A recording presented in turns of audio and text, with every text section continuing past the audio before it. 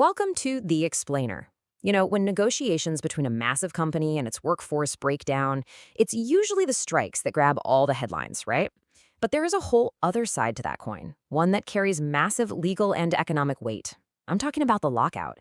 Today, we're diving straight into these complex industrial relations codes. We're going to break down the rules, the ripple effects, and exactly how governments step in to referee these high-stakes standoffs.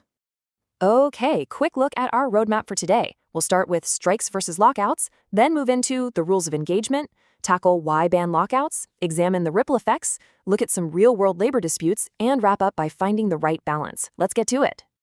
Section 1. Strikes versus lockouts.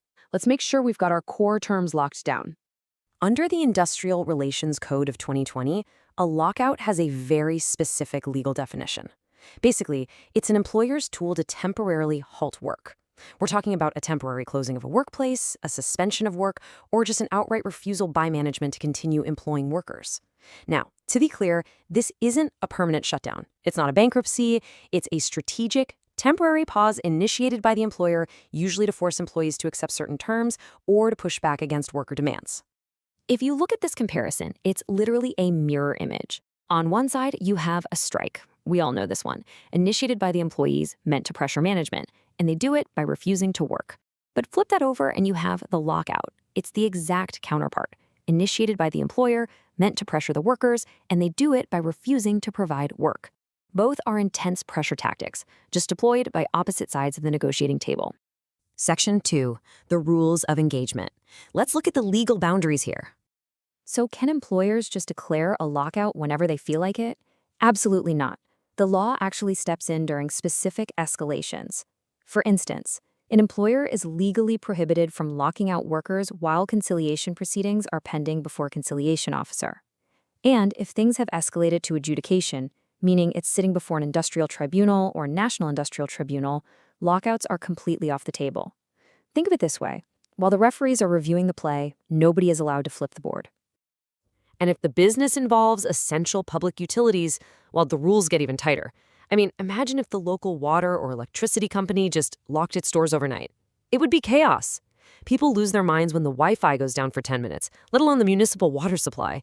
That's exactly why the law mandates a strict prior notice period, generally about 14 days, before any lockout can occur in sectors like electricity, water supply, and transport. You just cannot hold the public hostage without giving fair warning.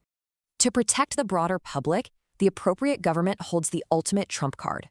They have the legal authority to outright prohibit a lockout entirely if it threatens public order, disrupts essential services, harms the national economy, or just negatively impacts general public welfare. Basically, the government retains the right to say, look, the public interest heavily outweighs the employer's right to utilize a lockout right now. Section 3, why ban lockouts? Let's break down the core objectives. The main goals here are to prevent arbitrary, sudden workplace closures and, absolutely crucially, to protect workers' livelihoods. When wages suddenly stop without warning, it is devastating for families. But beyond the individual worker, these bans are also designed to ensure uninterrupted production and maintain overall industrial harmony. The legal code is actively trying to keep those economic engines running, essentially forcing both sides to talk things out rather than fight. You can see how this builds into a much larger macroeconomic picture. A targeted ban on a lockout aims to foster industrial peace. And when you have industrial peace, you get continuous production and higher productivity. That continuous production then directly fuels the final step, broader economic growth. It's basically a domino effect. Stability on the factory floor translates directly into stability for the national economy. Section 4, the ripple effects. Time to analyze the broader impact. This is where things get tricky because every policy has trade-offs. While there are clear advantages to banning lockouts like vital worker protection, industrial peace, and economic stability, policymakers also face some real limitations. Heavily restricting lockouts removes a lot of managerial flexibility. It can delay necessary, legitimate business restructuring. Plus, prolonged, unresolved disputes can cause operational costs to absolutely skyrocket. And from a macro perspective, excessive government intervention in how a business operates can actively discourage future investment. So it's a very delicate scale to balance. Section 5, real-world labor disputes.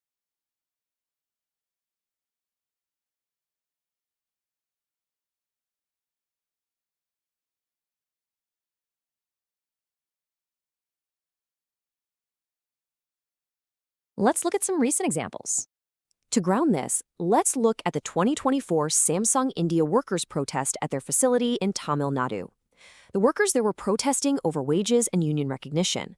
But rather than spiraling into a devastating strike or a retaliatory lockout, the dispute was actually addressed through active negotiations and state government mediation.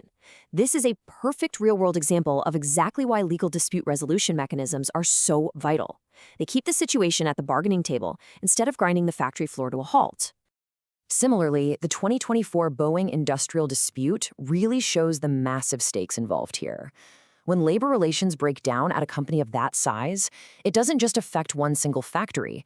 It sends shock waves that can quite literally cripple global supply chains.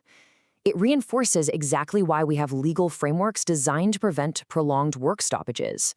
The economic footprint of these massive industrial sites is simply too large to just leave unregulated.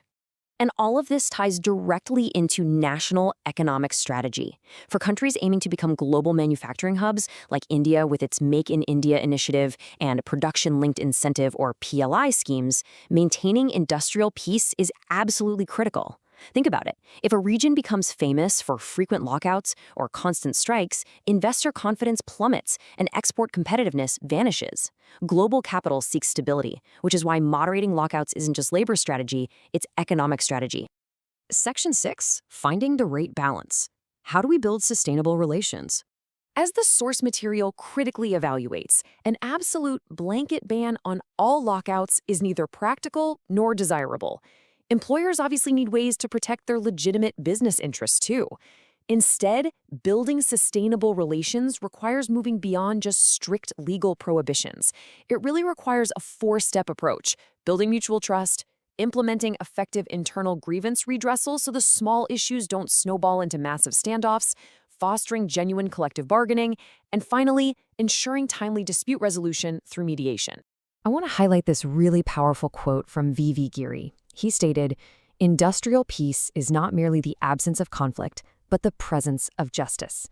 I feel like that beautifully sums up our explainer today. True industrial harmony isn't just about passing strict laws that force people to keep working or force factories to stay open. It's about ensuring the underlying system provides a fair, just process for both labor and management to resolve their very real differences. So I'll leave you with this final, provocative thought to consider. As nations aggressively push to become modern global manufacturing powerhouses, can they successfully balance the strict protections of labor laws with the high-speed flexibility that global businesses demand? Finding that exact equilibrium is the ultimate challenge of modern industrial relations. Thank you so much for joining me for this explainer, and keep questioning how the rules behind the scenes shape the world around us.